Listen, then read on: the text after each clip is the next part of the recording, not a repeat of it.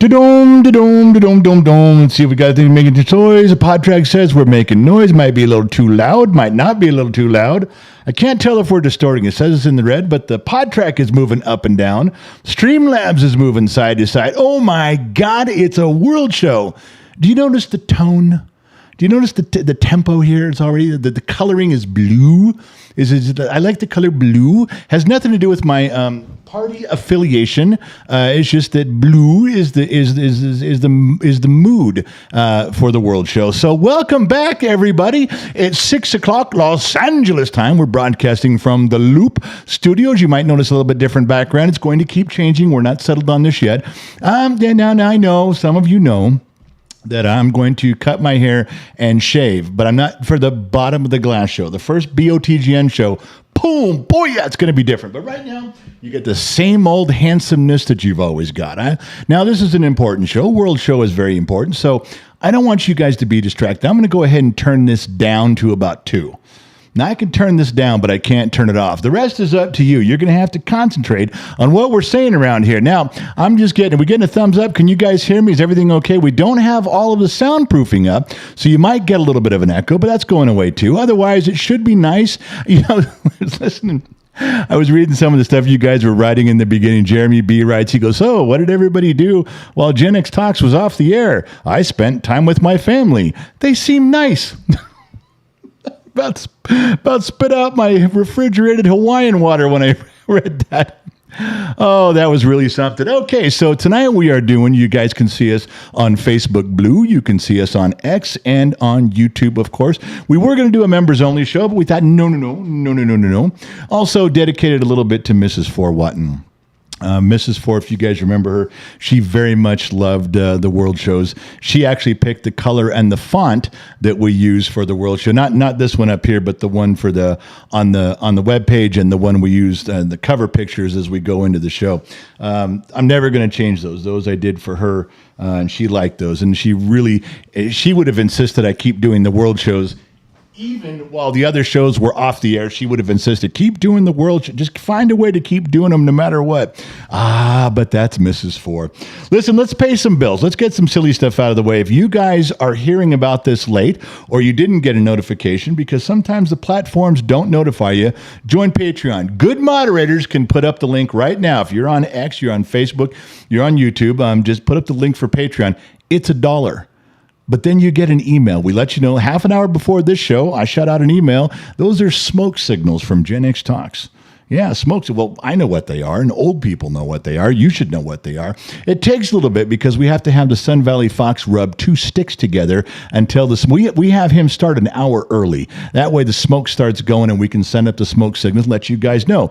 It's really a good way to stay in touch with you guys. Not only do you get almost 5 years of behind the scenes Gen X Talk stuff that nobody else gets to see. It's all there. Just scroll through it. But for your $1, you also get, if we're doing something live, you guys get an email just says, hey, we're going live in half an hour. That's all. And we don't bombard you. We don't advertise. We don't do anything other than just that, let you guys know. Then you guys can do what you want. Now, that is going to become more important. It's the only place we can get in touch with you. Some of you guys are members on YouTube. Some of you guys are members of the General's Lunchbox on Facebook. I got you. But that's the only way we can directly contact you. Why that's going to be more important soon, KGXT Radio is going to start doing live interviews. We're also going to start doing like an Art Bell type show. We talk about conspiracies and Bigfoot and aliens and DB Cooper. Those things we don't really have a way to announce them as easy. So on Patreon, we're going to send you an email and say, hey, in an hour, we're going to go live on the radio. That way you guys know. It's kind of difficult to do it any other way than that. But if you join, then you know. What's another one? Oh, don't forget the barbecue's coming up. This is not just the 4th or 5th annual, I don't know which one it is, barbecue, Gen X Talks Barbecue. This is also a steak cook-off between Chef John and Little Miss Hot and Nerdy. It's going to be fun, but you got to buy tickets. Good moderators can put up the link. Remember, if you have terrible moderators today that can't do their job, it's okay. Go to the website, genxtalks.com. All these pictures there, you click the picture, you're taken right to them, and you can just say, hey, fuck you mods. I don't need you guys. I got a website. The General and I, we got a website. We don't need you. We don't need you mods. Yeah, they could be saying that right now. I personally wouldn't say. I love my moderators. All right, what else we got? Don't forget that the latest podcast drop. I tell you, I got such a kick out of this this picture for the podcast. It went live on KGXT Radio 10 o'clock Thursday morning, Pacific Standard Time, and then it dropped Friday, but we put it up early. But when Gen X Mom saw this, she goes, don't put shit like that on there about me. I said, what? You wouldn't have got into my Ford van? She goes, I most certainly would not have. Well, she can't do anything about it because she's not in charge of the cover pictures. Big Daddy is. So, all right. So listen, let's talk about a few things with the World Show. I want to get back into something that may seem obvious. And I have talked about it before individually with people. So this may seem a little repetitious to some, but it's going to seem right on top to others. And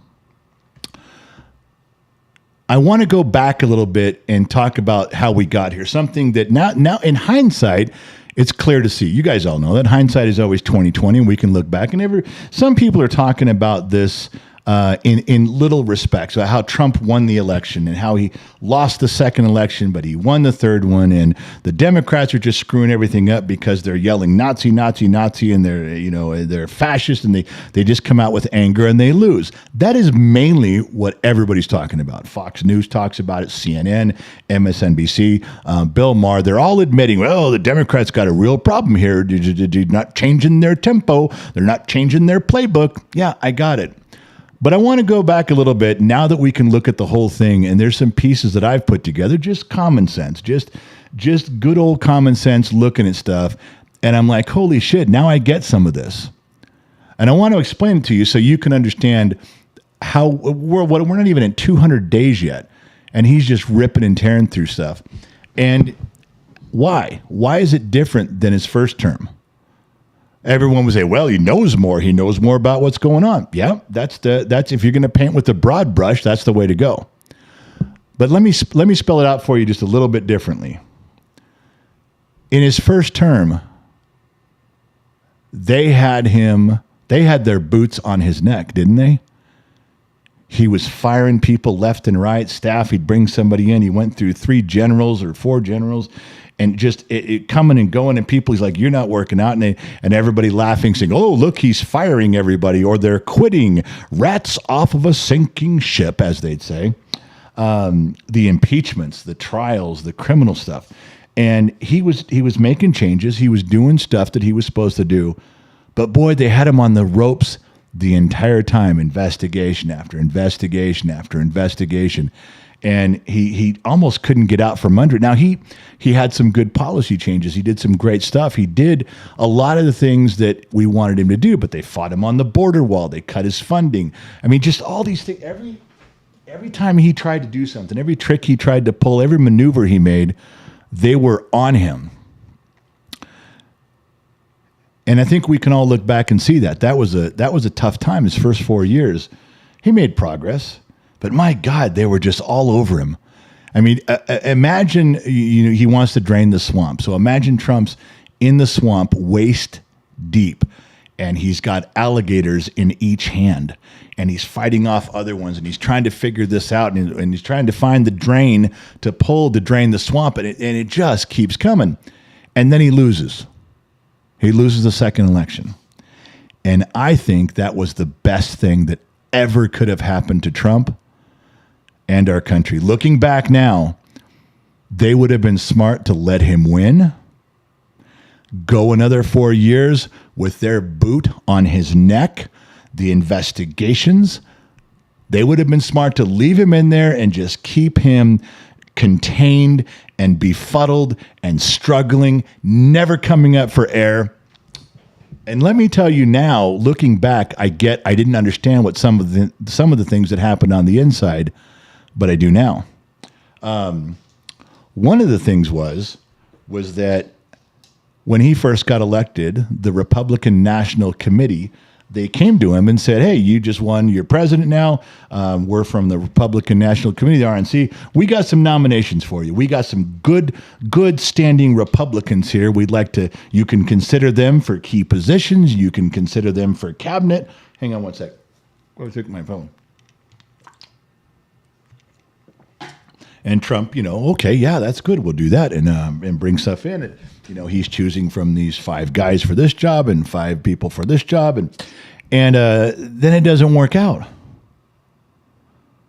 And people quit or he fires them. That happened the whole administration all the way to the very end. He's like, this guy isn't going along with the program. This guy isn't following along my agenda. He's not doing the things I want to do.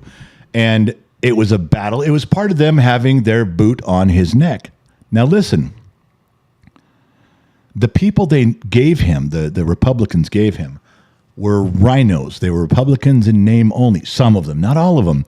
But they weren't always on board with what he was doing. It was a fight. He was fighting his own people to get ahead. And these politicians, some of them admitted this later. They admitted this. They came and said, listen, we went to Trump and said, look, you're here for 4 years. I have to be in government office for 25, 30 years. So I'm not signing on to all of your radical right-wing agenda bullshit. Because if I sign on for that, my political career is over when yours is. So I'm going to pull back. I'm going to try to keep things just as they are. I'm going to try to keep things mainstream. Okay? I'll do what you want, but we got to keep things going status quo. And Trump was fit to be tied from the beginning. Never quite got the cabinet he wanted, never got people in place the way he wanted. Everybody was recommended to him from the RNC, and it was just a mess. But they got rid of him. And Biden went in. Not only did we have 4 years of everybody going, oh, Biden, that's uncomfortable. Pronouns. LBGTQ being put to the front of the line. Dancing drag queens in schools. I can go on and on. But we all became uncomfortable. Everybody had to watch what jokes they said. Everybody had to be careful. We were all living uncomfortably to some degree. I think we would all admit that, wouldn't you? We couldn't say jokes in the grocery store. We had to be careful. Things we said, we misgender people. And who do you associate that with? What party? Who do you associate that discomfort with? The way you were living? Do you associate that with the Republicans? No. Everybody unilaterally goes, there's a liberal, there's a Democrats, those fucking guys. They're promoting this, they're sheltering it, they're fostering it. This is them. It was all on them, and they know that. While they were winning, they were taking credit for it. You can't back out of it now. So all that's going on with Biden. Now, think about Trump. He knows he's going to run again. You know that guy is just a fighter. I don't care if you don't even like him. You can call him every name in the book. That fucking guy's thinking about it going, no way am I going out like this. I'm doing it again. You guys sequestered me with COVID. I couldn't do rallies, but you guys could. You guys can have thousands of people protesting, but I can't have thousands of people at a rally. Oh, they did everything they could, every trick in the book. And they beat him. They barely beat him. They cheated. I believe they cheated to some degree. I don't know how much, but they did everything they could. So he's sitting there for 4 years. Now he knows how the system works. Now he knows just what to do and what to say and where to go. And I will admit, along the way, someone, I don't know who, someone sat him down and said, look, if you win, you can't run your mouth as much as you did. I know you're gonna. But at some point, someone said, when you get on the campaign trail, shut the fuck up. Because he did. He was much more pulled back this time around. Even in his presidency, he says stuff, but it's not like every chance you got, he'd run to the press, run to the every time. And he'd argue with them, and he'd fight with them, and he'd debate every time. And sometimes he got it, he nailed it. Sometimes he stepped on his dick a little bit, just how human nature goes. But somebody said, you're not going to win if you can't shut up a little bit. I don't know who. I don't know. Melania? I don't know. But they did it because it's a whole different shift. Now think about the second part. And we're looking back now, so it's hindsight. It's not hard to see now. I would have been considered brilliant had I seen this ahead of time, but I did not. So he's sitting there in Mar-a-Lago. He knows he's going to run again, and he gets all geared up. He changes his strategy. He does some stuff, and man, he was the hardest working guy. He's doing 27 rallies a day. I mean, just it was unbelievable the amount of effort he put into this. And he wins. And the RNC comes knocking on his door. Mar-a-Lago says, hey, we've got some great people we'd like to lie. He goes, shut the fuck up. Don't call me. Don't come down here. I don't want to talk to any of you. And he slams the door. He's already assembled his inner circle. He begins to pick every single position. And he begins to vet them with strict loyalty. Like, are you on? I won. The people voted for my agenda. Are you with this agenda or not? Tell me right now. And he vetted everybody. And the main thing was, I don't want to have to fight with my staff. I don't want to have to fight with my cabinet. He put people in there. He nominated people. He got those slots filled with people this time around. This time around, they weren't rhinos. He knew. He's like, no, I'm not going through this shit again, ever again. And he went in and he hit it hard with the people he wanted. He never listened to anybody's input on anything outside the circle. RNC can go fuck themselves. He didn't give a shit at all. So he started with a big win.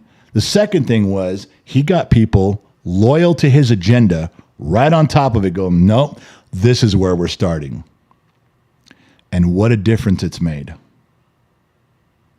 The first 100 days, look at all the executive orders he signed. Look at all Pam Bondi going after people. Kash Patel turning things upside down. Look what ICE has done. The border is secure. What did they report today? Some CNN reporter or MSNBC reporter just asked Trump. He says, there's 0 crossings right now at the border. And Trump stopped and said, did everybody hear that? 0 crossings? That's huge. That means that's a one-way door going out. People that don't belong here going out. We'll get into all that other stuff later on who belongs and who doesn't. But it was absolutely amazing what he was able to do with 4 years to regroup.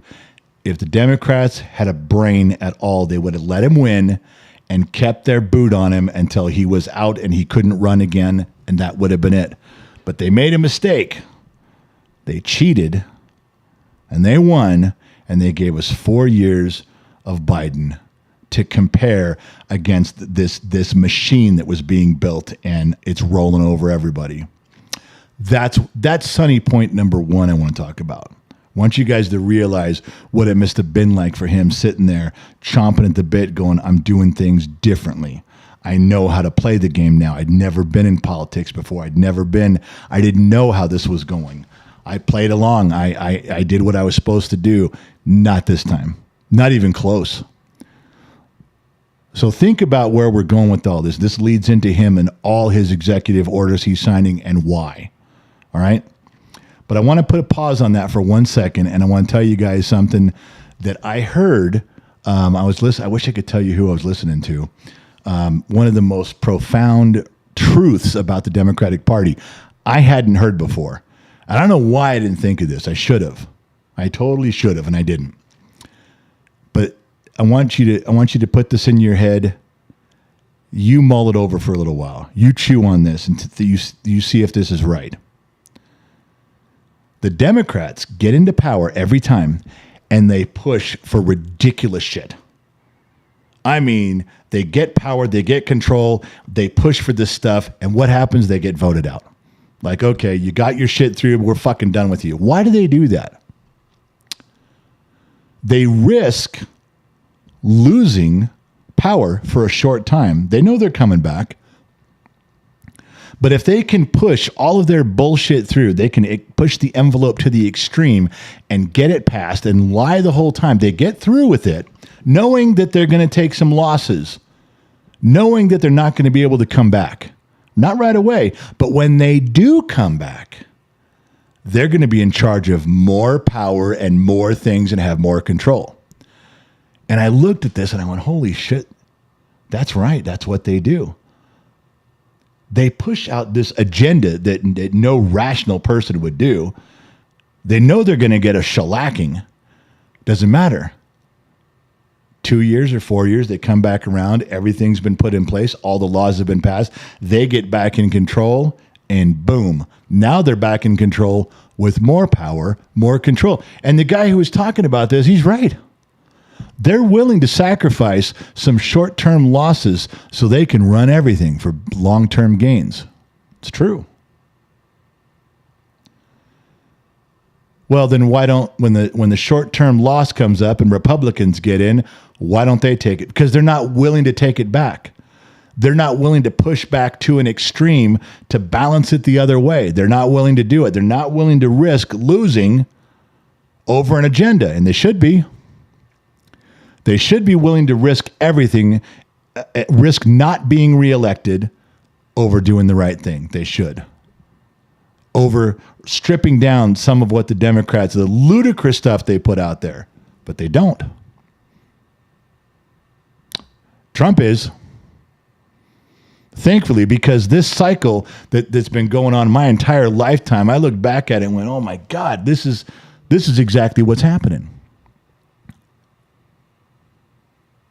So let's move on to the next thing. We figured out how Trump, what he did to get elected. Let me see if I got anything in the sheets over here I'm supposed to be reading. Let me look. I have Danny H in the sheets. I don't know if anybody else is in there. Let me see. Josh D, member for 30 months over on YouTube. CJ, 35 months membership over on YouTube. Top Knots Rule, 33 months. These are guys that have been paid members for 35, 33, 30 months. Look at that. Nail Lover, 35 months. Shoeless One gifted 5 memberships. Scott Royston gifted 5 memberships. And Star Roberts gifted 5 memberships twice. You guys have no idea how big that is when these guys donate memberships. And these are the heavy hitters. Star Roberts, Scott Royston, Shoeless One's coming in there too. These guys do this a lot because it's important. And it's a big thing when they do because it lets people look behind the scenes. After you're over, if you're a YouTube member, your name turns green. And you can go look at all the stuff for 5 years that's not fit for public consumption. No. We got stuff back there, and there's a lot of behind-the-scenes stuff with Gen X Talks. And you can go back to just grab a couple cold ones and drink your way through it, and it's a lot of fun. But thank you guys for doing that. That's fucking huge, and I really appreciate it. Now, let me go back to what we're doing here. We talked about dare. All right, so we could talk. This show could go on 3 hours. It can't, but it could. Trump signs executive orders. Hundreds of them. You can get 110 out there right now, or 113 right now, I think it is. So Trump signs executive orders, and what's the first thing that the Democrats do? They take those executive orders, and they start going to federal circuit court judges. Okay? And all they have to do, they shop, they judge shop. They go around and they find one, and a lawyer says, now this is what Trump wrote. And a sharp lawyer says, we interpret it to be unconstitutional, what Trump just signed, because of this, A, B, and C. First judge goes, well, I don't know that I quite see it that way. They go to the next judge. We see the executive order as unconstitutional because of this. Finally, they'll get to a judge who goes, yeah, I could see it that way. They present it to the judge. He signs an order and says, stop. No executive order, you're done. Can't do it, it's unconstitutional. Now, of course, the liberals, the Democrats, they always, well, we're only doing this to uphold the Constitution. We're here for the people. We don't like going against a president of the United States. No. We're doing this, it's our duty. Jesus H. Tap Dancing Christ, have I heard the bullshit my entire life. But they find a federal judge. Now, here's what I found interesting watching this, observing, being a keen observer of human nature, being 57 laps around the sun. I've seen a few things. I picked up a few things. What does that signature mean from a circuit court judge? Even though he's a federal judge, he's local to Maryland or California. No one seemed to be clear on, okay, does that block the executive order for the whole country? I mean, he's a federal judge. Of course, the conservatives, the Republicans go, no, that's just in Maryland, you Maryland asshole judge. No. And the liberal Democrats go, no, he's a federal judge and he's a federal judge, circuit court. I think that goes for the whole country. So whatever Trump's trying to do, it stops now. All right. That seemed to be a gray area where there was not a real strong interpretation, but they did it with every single order. No. We're not. It's not. We're just doing the ones that are important. Every single one. Mathematically, that's not possible unless you're doing it intentionally. There's no way Trump wrote 100% of his orders were against the Constitution. It's not possible. Trump's not just doing this in the middle of the night while he's eating Cheerios, and dunking Oreos in it with Melania telling him to get his fat ass back in bed. No.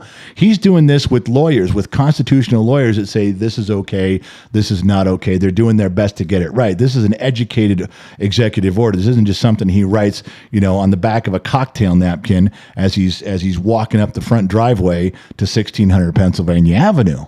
No. But every order is overturned. Oh, it's just unconstitutional. It's unconstitutional. So finally, the Republicans take it to the Supreme Court and say, and they just took it on one issue. It was the birthright citizenship issue. And they took an issue, one of the executive orders, and said, can he even do this? Now, the Supreme Court overturned the lower court decision, the federal court, about the birthright citizenship, and Trump's allowed to make some moves around the board there. We can talk about that some other time, but listen to this.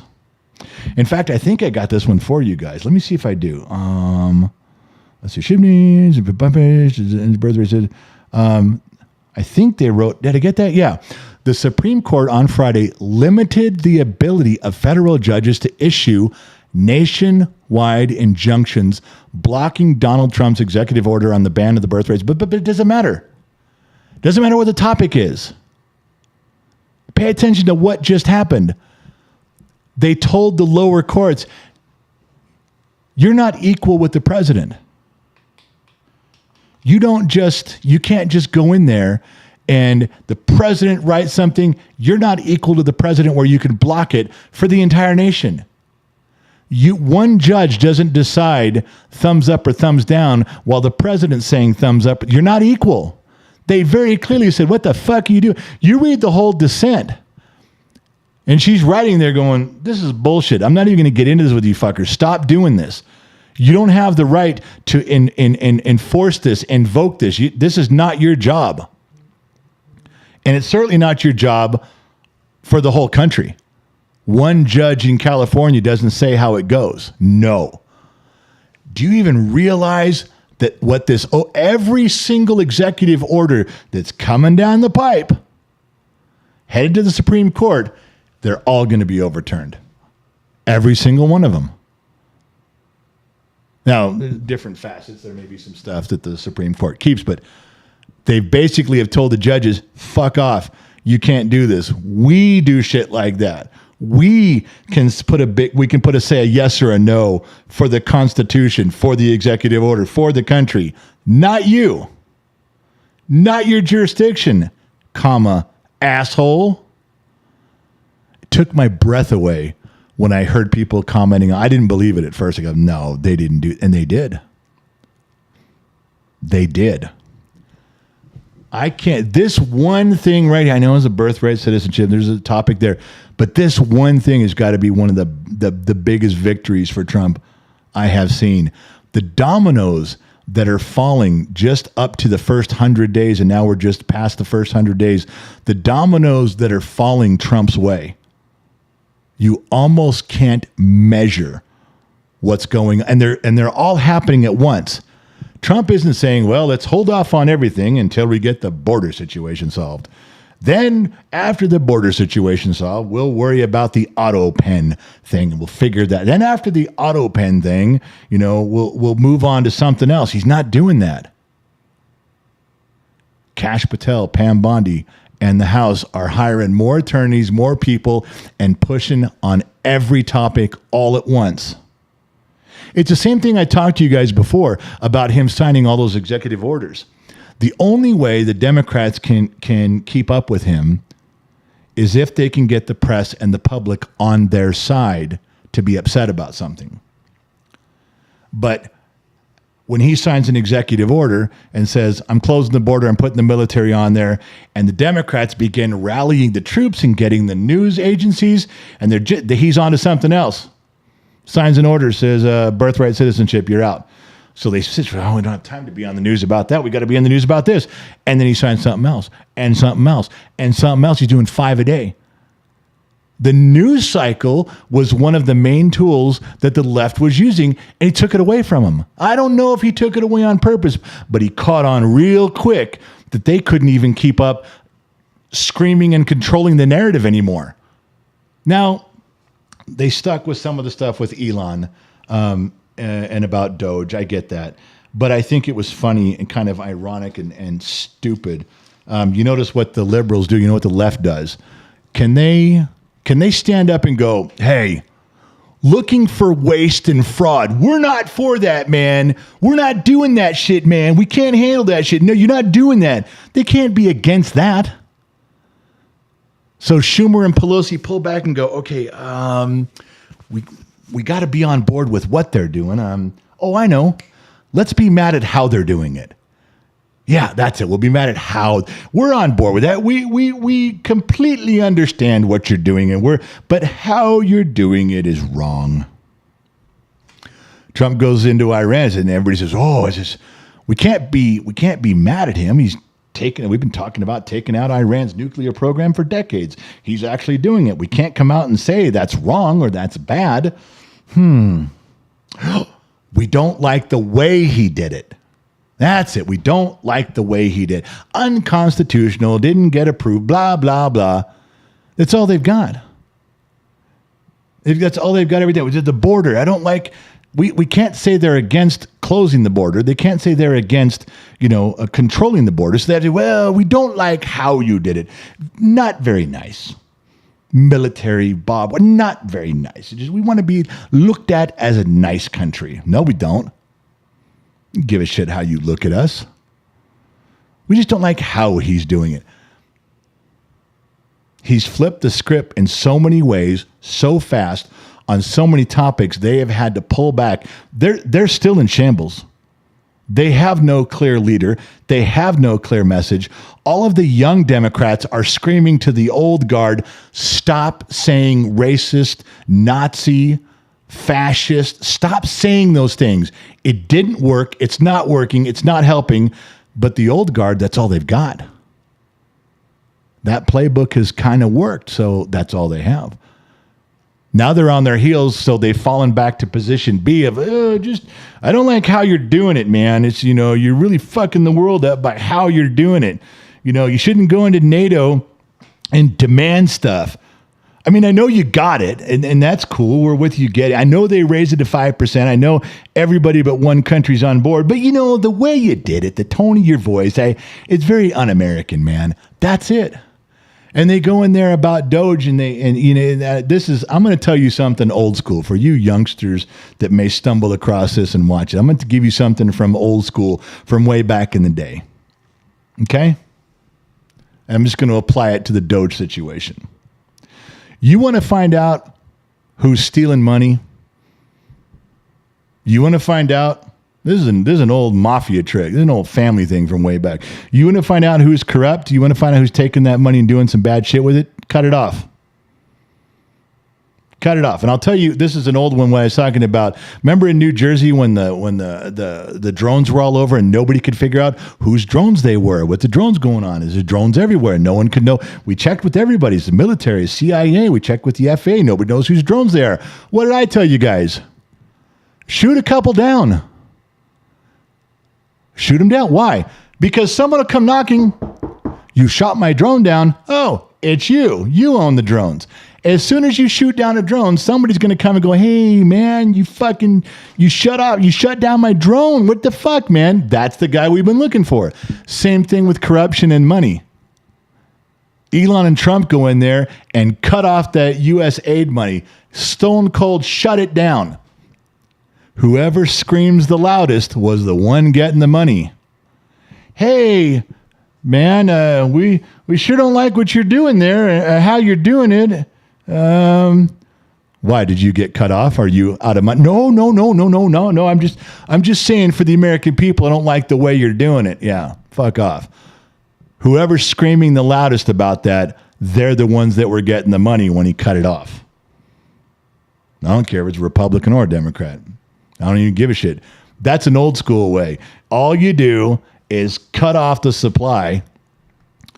You want to find out who's using drugs? Cut off the drugs.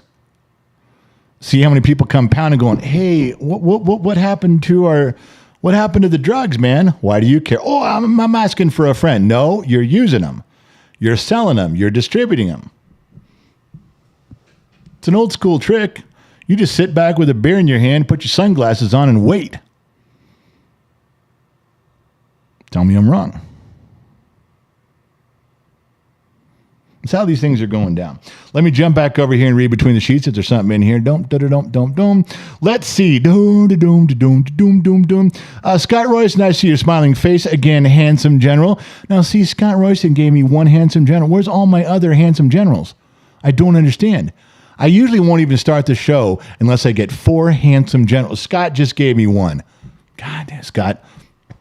Peace, buddy. Where's everybody else? Who else? MacArthur215 on YouTube. $50. Turn my whole screen pink. Jesus. Jesus H. Tap Dancing Christ, as they used to say in Burbank. General, glad you're back. Salute. Here's 50 for the hope. The move went well. Well, MacArthur, if you're a member on Patreon or YouTube, we have been posting pictures and stories and videos of what's been going on, and some of it ain't pretty, but you can go check it out there. MacArthur, thank you, my man. Appreciate that more than you know. Believe me, it isn't just filling the gas tanks. We're so behind the 8 ball on money, on how all this thing went. It took longer, was more. It's just a fucking mess. Believe me when I say you have no idea. Every $2 that comes in is greatly appreciated. Kristen Hartmut over on Facebook. Blue General, what say you about the communist Muslim running for New York mayor? We're getting to that. He's not a Muslim, or he's not strictly Muslim. I hate that distinction. So, Kristen, let me help you out with that in a minute. Scott Royston gifted 5 more memberships. Nightbot, you too. Member for 32 months. Who else? Christina Dvorak sent 10 memberships from Christina Dvorak. You guys think, well, they're just $1, $10. No. Do you realize for her to send us close to $50 just so you guys can get a free look to see what's going on? That is a long-standing member that gives a shit about giving you guys a shot. Big thank yous in order. Crisco gifted 1 membership there. Everyone counts. Believe me, everyone matters. Let me move down the pipe here. Executive order. But the problem is, took a different approach. We covered that. Supreme Court, border 0. Okay. There's more stuff there, but I want to come down here. Let me interject something here that I thought was really fun. And Nancy Pelosi's having a shit fit. Pelosi fumes at Pete Hegseth removes the political activist name from a Navy ship for a war hero. If you guys didn't hear that, this thing I think it moved in and out of the news cycle pretty quick. But Harvey Milk was a openly gay. He was an activist, and he also held government positions here in California for a while. And he was their poster child, their hero. And that's fine. You guys can be all for that guy. But somehow they got his name on a ship because of his political view and his views on LGBTQ. And Pete's like, yeah, I'm taking his name off.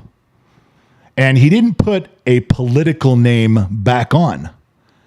He didn't name this Navy ship the Elon Musk. He didn't name it Gen X Dad the General, which I'd have been okay with that, but nobody asked. What he did was Pete goes in there, and this is kind of small print. I'll read it to you.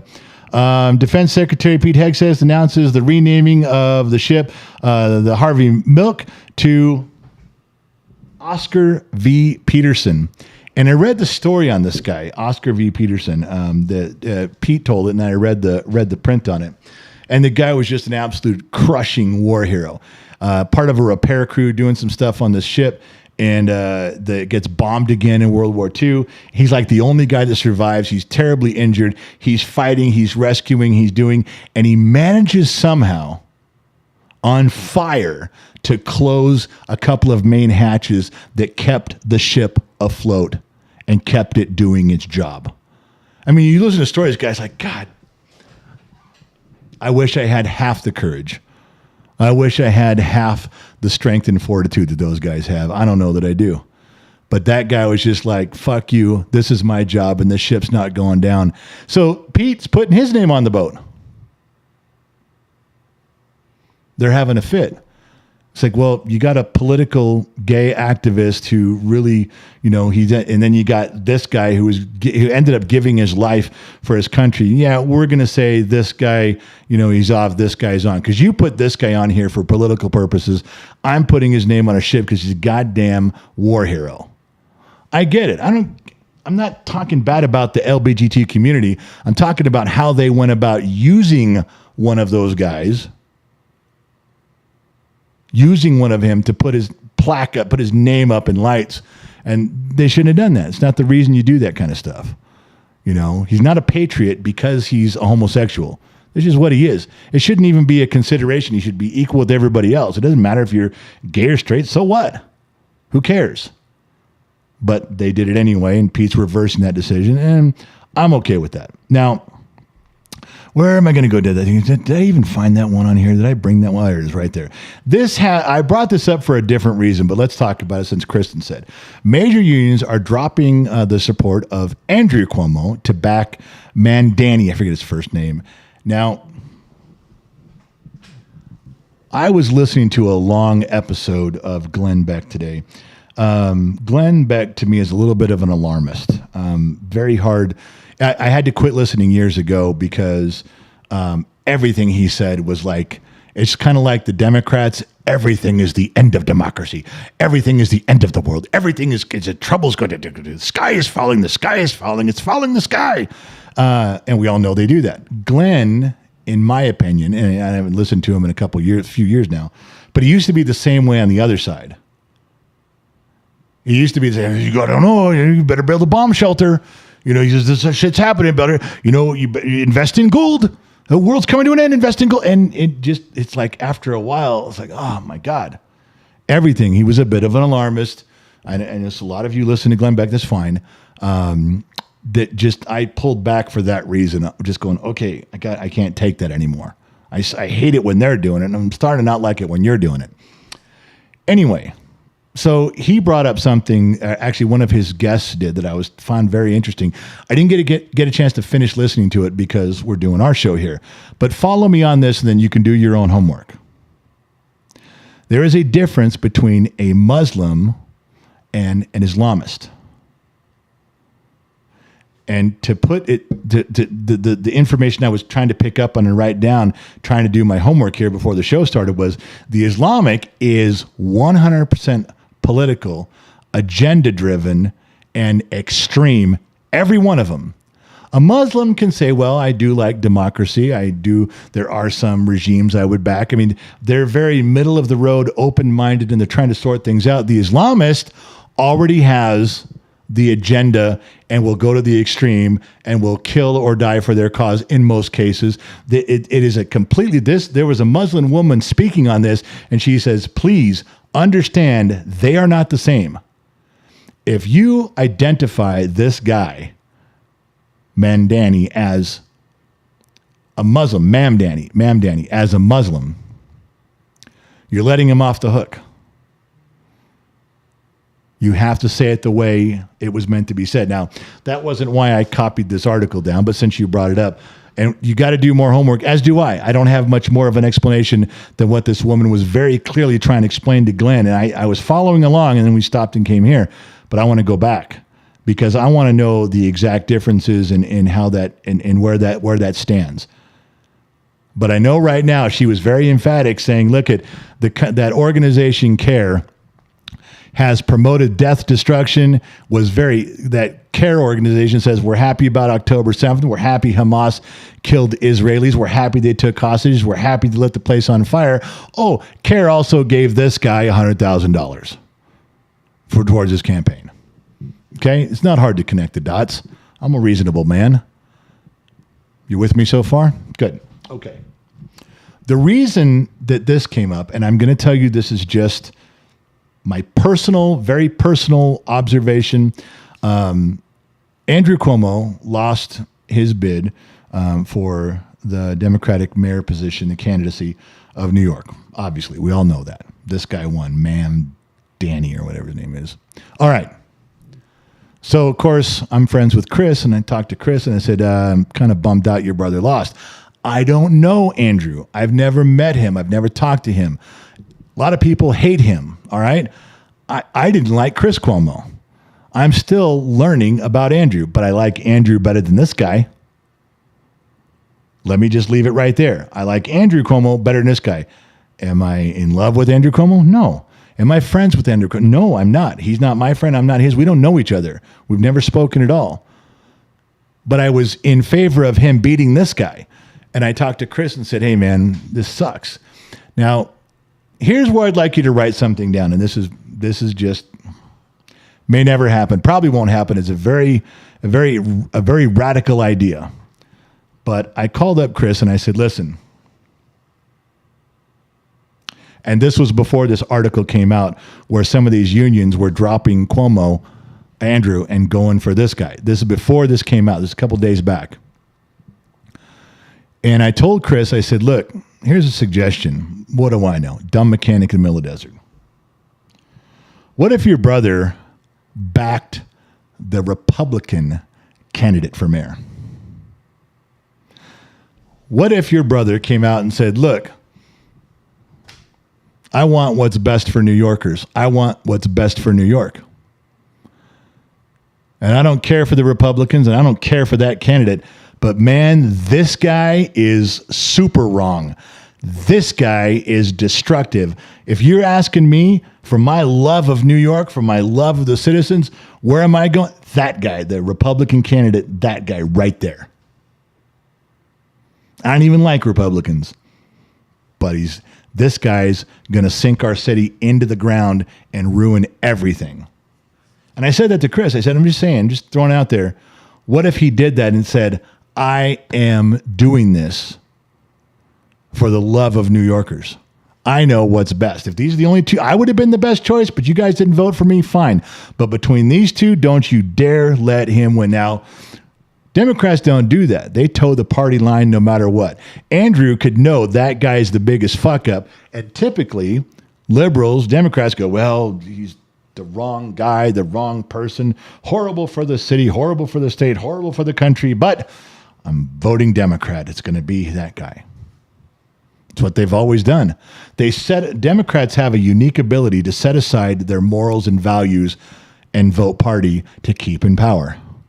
Republicans we squabble. My morals and values versus your morals and values and what I think is right for what you think is right. And then we don't get anything done and everybody goes, oh my God, can't our party come together? Well, no, sometimes not. Because we're standing firm on the principles that got us elected by the districts or the states.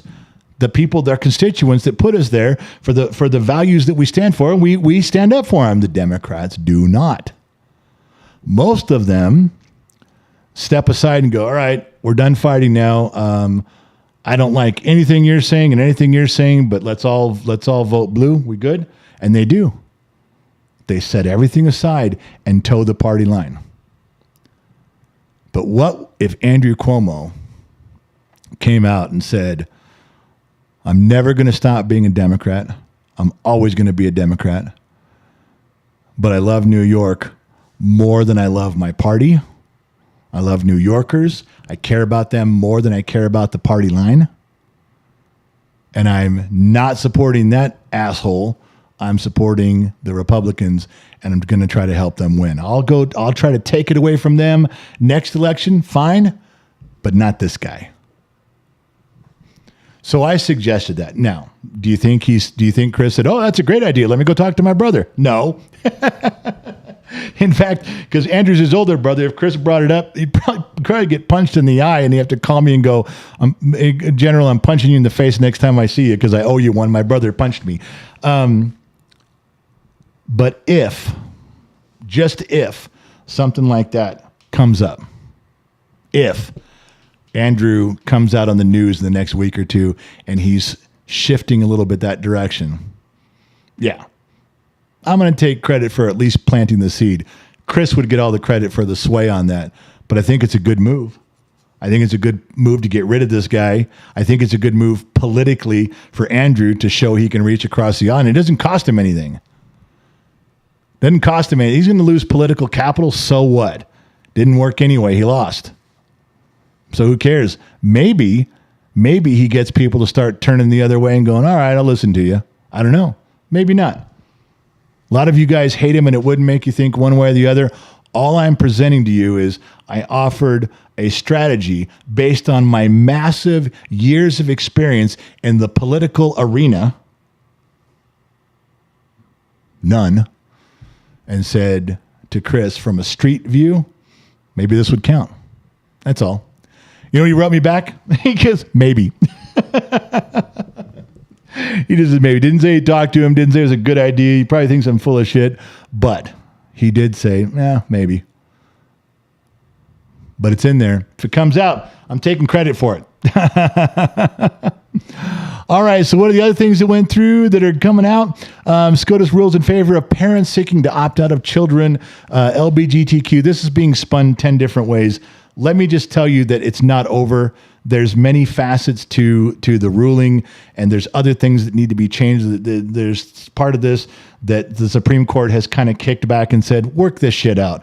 But the big one was that, and this was amazing to me, that liberals, they were so befuddled by this. It's like, you can't go in and do drag shows. You can't read books that go against what I want my kids to be taught. You're not allowed to do that. Well, we're in charge. We're in charge of the public school system. We're in charge. We're the teachers. We're the teachers union. You know, we sit on the board. I don't give a shit. If I don't want my son or daughter exposed to that, you're not allowed to fucking do it.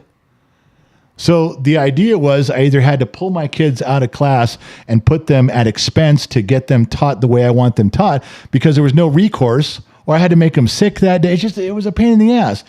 Courts came down and said, you can't do that shit. You can't just come in with your own agenda and present stuff and everybody just has to accept it. No. You can teach history. I'm not even sure that we agree on how history is interpreted, but that's one thing. You can teach math. You can teach English. You can teach social studies. What you can't do is come in here with this modern day agenda where you're indoctrinating kids. And I used to get into arguments with liberals all the time. And they were bewildered why I was so opposed. Why are you so opposed to children being exposed to different things? What's the big deal? What is the harm in that? Well, the big issue with all this is you weren't telling the parents. The biggest part of this court decision was you can't do shit behind the parents' back, asshole. You can't convert them from boys to girls and girls to boys and not keep the parents in the loop. You can't enforce the pronoun thing without keeping parents in the loop. You can't show them drag queen stuff without keeping parents in the loop. You're not allowed to do it. And they just didn't understand. It's like, well, it's just class. You know, do you liberals would argue with me and go, well, do you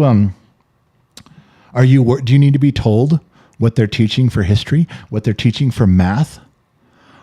Do you need to be told when they're going to talk about a telescope and how to use a telescope? Yeah, I fucking do. I don't trust any. Yes, I want to know everything. I want the whole curriculum. I want the syllabus right here where I can see what's going on. Yes. Yes, I do. I want to see my child. Yes, I want to see it. But I finally found a way to stop them dead in their tracks. And this is still going to come up. You're still going to get into arguments, so I'm going to give you this one for free. I should charge you guys $5 for this, but I'm not. I'm going to give this one for free.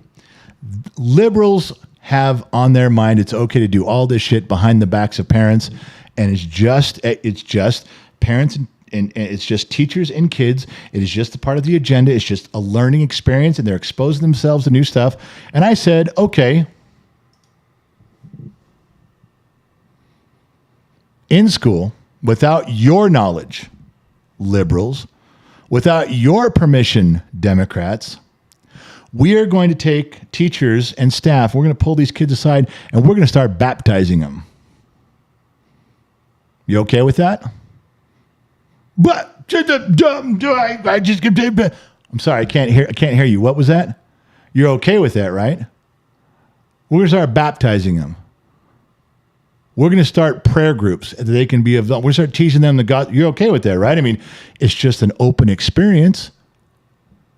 Man, can't even tell you how much they flipped out on that. But they had nowhere to go. I said, then, what's good for the goose is good for the gander. Of course, I was talking to a 29-year-old and had to explain what that fucking meant, which made me feel old. God damn it. But these things come up like this, and there are ways to discuss it. There are things happening in the world right now that we can fight against, and it's so easy to do it. Trump now has his boot on their neck. They're disorganized. They're rudderless. They're leaderless. They have no agenda other than hate. They have no plans. They have nothing good to hang on to. They're flailing around. And he is signing orders. The courts are overturning the lower courts. And now the Supreme Court just said, hey, by the way, all the shit you're doing down here, you can't do it for the whole country. You want to sign an executive order for Maryland? Fine. Maryland has to go by that. But you can't do it everywhere. It's not a national law. You're not equal with the president. That changes everything. Now, all these other executive orders being challenged, all 100 of them, they're still winding their way. They're all going to get, there's merits of each individual thing. Can you do this? Can you do that? But the federal judges that they were judge shopping at circuit courts, that's over. Doesn't matter anymore. A federal judge can overturn something and it can work its way up to the Supreme Court. But while it's working its way up, it stays in effect. It doesn't get halted until the Supreme Court gets to it anymore, which is what was happening. Judge says yes, federal judge says no. It stays no until it works its way to the Supreme Court. Not anymore. Changes everything. If I had anything else in here to talk about, don't. That was kind of it. Finished right about an hour, but I wanted to kind of get you guys caught up before we went through all this. How Trump took those 4 years. So thankful. Looking back, I'm so thankful that he lost. I am so grateful because it gave him time to recalibrate and focus. And he just fucking is crushing it right now. I'm not talking about tariffs anymore. I'm not talking about, they're trying to spin every little thing about the economy. It's almost impossible. And I told you, I don't know shit about tariffs. Neither do you. Liberals come up and argue, well, tariffs this and tariffs that, and Jobs like, fuck off. You don't know about tariffs. You listen to people on the internet and TV. I don't know about it either. But I've been around long enough to know something just from common sense, old school, Generation X. See me in 1 year. Because all these people, like, look what he's doing right now. Look what Trump's doing right now. Oh, that was bad. This is good. That's bad. Shouldn't have done that. That's like predicting and yelling about a football game play by play. Oh, they're losing the game here. The whole thing's all fucked. No, he threw that pass and it got intercepted, and now the whole game's over. There's a fucking terrible quarterback, terrible coach. Fire them both. That's what they say. Get rid of Trump. They find one thing that didn't go quite right for Trump, one thing that didn't go good, one thing where he stepped on his dick, and they want to get him out. Get him out. That's like getting rid of the quarterback and the coach in the first quarter because they're still trying to figure out the plays. They're figuring out the defense. They're figuring out what's going on. Not everything goes perfect, but they call it just like a football game out loud, and they try to oust people. Yeah, impeach the quarterback. He dropped the ball. God damn it. See me at the end of the fourth quarter.